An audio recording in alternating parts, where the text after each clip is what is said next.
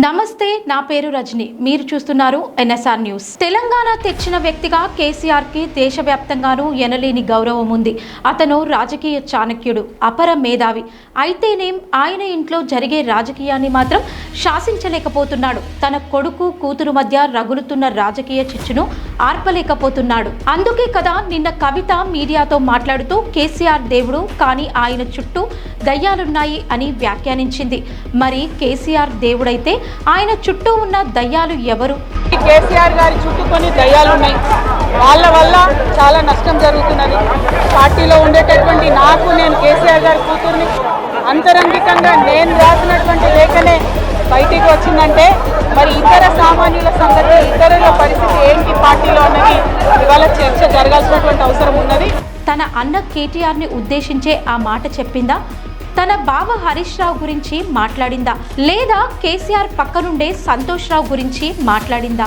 MLC Kalvakuntla Kavitha అనే కంటే కేసీఆర్ కూతురుగానే ఆమెకు గౌరవం ఎక్కువ.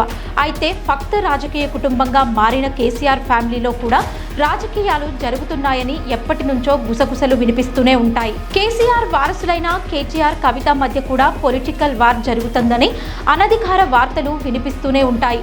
పార్టీలో కేటీఆర్ కి దక్కినంత హోదా, గౌరవం తనకు దక్కలేదని కవిత వాపోతుంటారని పలువురు చెబుతుంటారు. పార్టీ పట్ల, తన నాయకత్వం పట్ల కేటీఆర్ ఎప్పుడూ హ్యాపీగానే ఉన్నారనేది కనిపిస్తూనే ఉంటుంది. కానీ ఇక్కడ సమస్య అంతా కవితతోనే.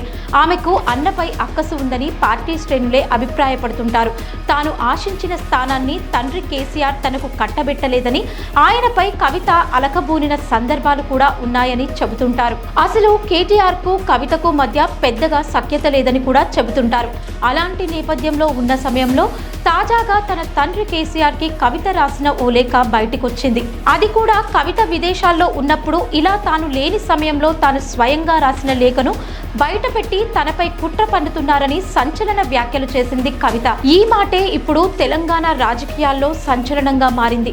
అసలు కవితపై కుట్ర పన్నాల్సిన అవసరం ఎవరికుంది? ఆమెపై కుతంత్రాలు చేయాల్సిన అగత్యం ఎవరికి ఏర్పడింది అని ప్రశ్నించుకున్న ప్రతి వారికి మొదట కేటీఆర్ పేరే గుర్తుకొస్తోంది.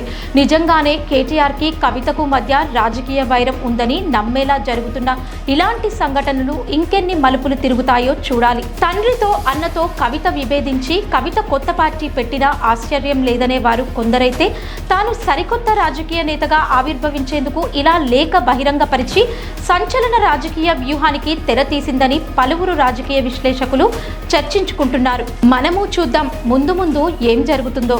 మరిన్ని ఆసక్తికర విషయాల కోసం చూస్తూనే ఉండండి ఎన్ఎస్ఆర్ న్యూస్.